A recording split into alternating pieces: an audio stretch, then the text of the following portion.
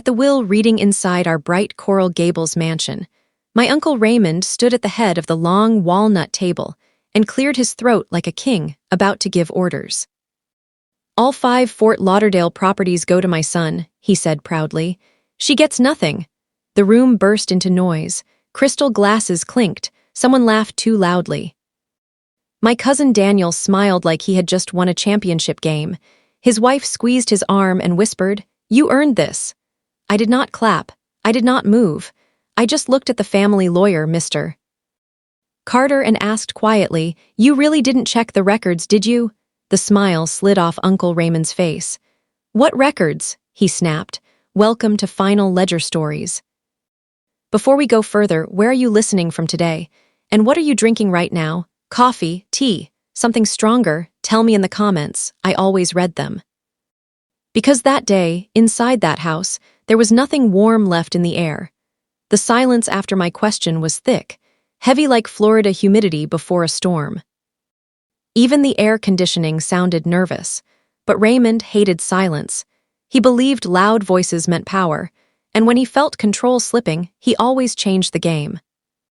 He opened his leather folder and slid a paper across the table toward me. It stopped right in front of my hands. A bill, $18,400. Emergency roof repairs for the rental properties. Raymond straightened his tie and forced a tight smile. "Well," he said, "since you're the financial analyst in the family and you're doing so well for yourself, we decided you can handle this small expense. It needs to be paid by tomorrow. Daniel is taking over the properties now. It would only be fair for you to contribute one last time." My Aunt Linda reached over and touched my wrist gently. "You have a stable job, Hannah," she whispered. "We all sacrifice to keep this family name strong." I looked down at the invoice, then at her hand, and something inside me finally clicked. I was never family, I was a payment plan.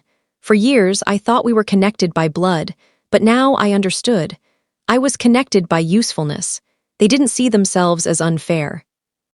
In their minds, my hard work belonged to everyone. My savings were community property. My success was something they could withdraw whenever they needed it. And because I was quiet, they thought I would keep paying. I did not argue. I did not remind them that I had worked unpaid weekends for Raymond's company when it almost went bankrupt. I did not mention the 3 years I fixed his accounting mistakes while Daniel partied in Miami. I simply stood up. The chair scraped against the marble floor. The sound echoed like a judge's gavel. I left the pen on the table, I left the invoice untouched, and I walked toward the door. "Hannah," Raymond barked, "don't be dramatic." I kept walking. Outside, the Florida heat hit my face like a slap. By the time I reached my car, my phone was already buzzing. A text from Daniel. "Don't embarrass yourself, just send the money. You were always better at cleaning up our mess anyway." I stared at the message. For the first time in my life, I didn't feel hurt. I felt clear. This wasn't a family problem. It was an audit. And audits require facts. I drove straight to my office downtown, a small space. 12 by 12 feet, no marble floors, no family portraits, just a desk, 2 monitors, and a locked filing cabinet. My real home. I didn't turn on the main lights. Only the soft glow from my screens filled the room. For 3 years, I had been preparing for this moment, not because I planned revenge, but because numbers never lie. 3 years ago, Raymond called me in a panic. His company was under investigation for unpaid taxes. He said he trusted me more than anyone. So I went through everything, every account, every wire transfer, every property purchase. And while I fixed his books, I made copies, quiet copies, because something never felt right. Back then, I told myself I was just being careful. Now I knew I was building protection. People think silence means weakness. They are wrong. Sometimes silence is data collection. I opened an encrypted folder on my computer. The name of the file was simple: trust. That word had 2 meanings. The first document appeared on my screen: a life insurance payout, $950,000. Paid out 22 years ago after my parents died in a car accident. The money was supposed to go into a trust under Raymond's care until I turned 21. I never saw it. When I once asked about it, Raymond said most of it was used for raising me. But the dates on the payout told a different story. 2 months after that money was deposited, a down payment was made on Raymond's first rental property. I leaned back in my chair. Slow breath in, slow breath out. This was not anger, this was math. I pulled up another document, then another. The pattern was clear. Every time trust money moved, a property appeared. 5 properties total, all now being handed to Daniel. I looked at the glowing screen in the dark office, and for the first time, I understood something fully. They weren't cutting me out of an inheritance. They were handing away mine. My phone buzzed again. This time it was my Aunt Linda. "Please don't make this ugly," the message read. I stared at it for a long moment. Ugly? No, Ugly was stealing from a child. Ugly was forging calm smiles while building an empire on someone else's grief. I closed my eyes and thought about my mother's laugh, my father teaching me how to ride a bike. They died believing I would be safe. Instead, I became an investment. But here's the thing about investments. Eventually, they mature, and when they do, they pay out. I opened a second folder inside the encrypted file. This one had a different name, Power of Attorney. And that was where the real story began. The document opened slowly on my screen. Power of Attorney, signed the week after my 21st birthday. I stared at the signature at the bottom of the page. My name, but it wasn't my handwriting. It looked like mine at first glance. Same curve on the H, same long tail on the last letter. But I know my own signature. This one hesitated in the wrong places. The ink pressed too hard in some spots, too light in others. Someone had practiced it. My chest did not tighten. My hands did not shake. I simply zoomed in. There it was. A small pause before the final letter, a pen lift. I never lift my pen there. Raymond had signed control of my trust to himself.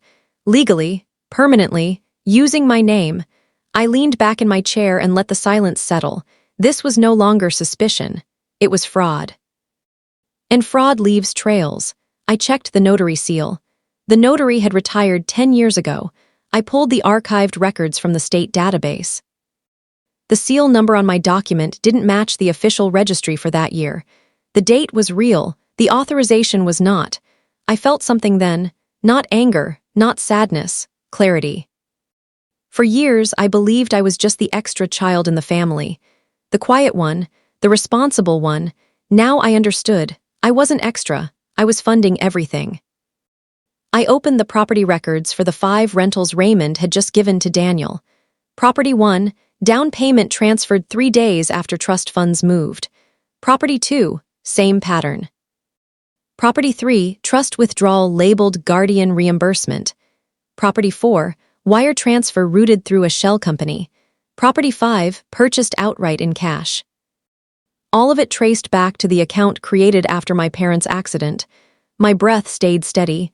This wasn't a misunderstanding. It was systematic. I checked something else. My credit history. Frozen, since I was 19. Raymond always told me it was to protect me from identity theft. I tried to open a credit card at 22 and was denied. He said it was normal. Said I should stay financially simple. But now I saw it clearly. He froze my credit so I wouldn't see the shell companies opened under my social security number. 3 LLCs. All tied to property management, all with my number attached.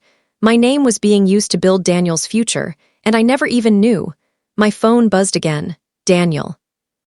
"You really going to act childish over this?" the text read. "Dad did what he had to do. You were always taken care of." Taken care of? I looked around my small office. Second-hand desk, cheap blinds. A coffee mug with a crack in it.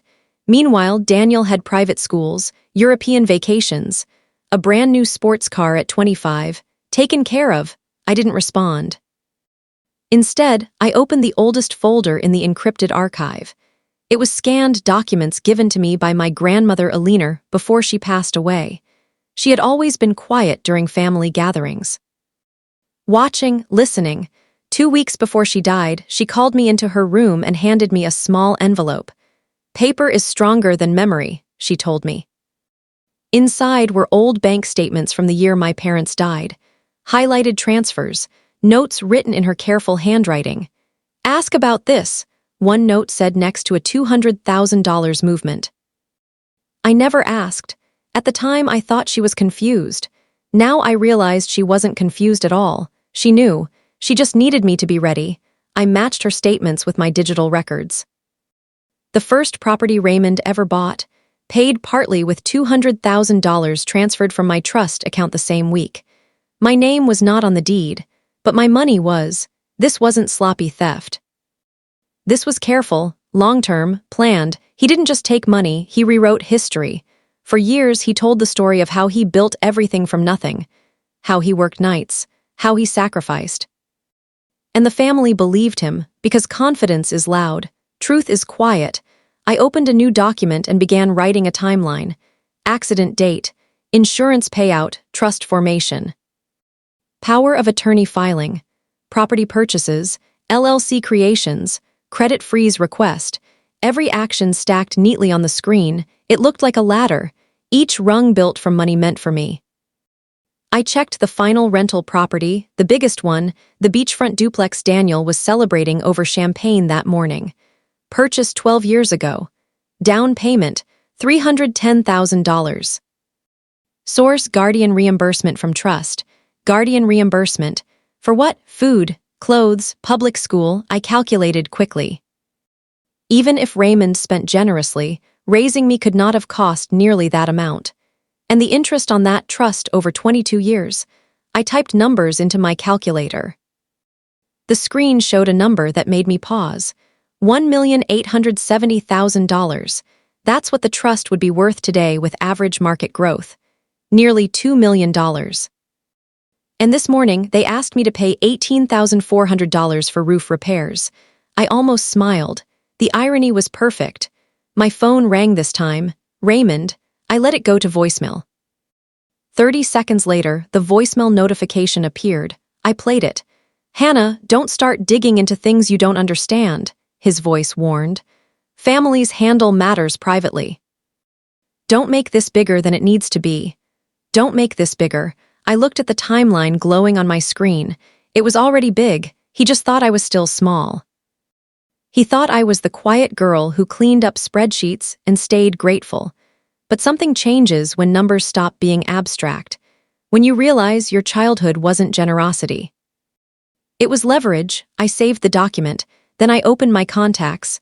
There was one name I had not called in years, Michael Torres, real estate attorney. We used to work in the same firm when I was a junior analyst. He once told me, if you ever bring me a case, make sure it's airtight. I looked at the forged signature one more time. It was airtight. I clicked his name. The phone rang twice. Hannah, he answered, surprised. Hi, Michael, I said calmly. I think I just found something that doesn't belong to my uncle. There was a pause. What kind of something? I looked at the number on my calculator again, then at the properties listed under Daniel's name.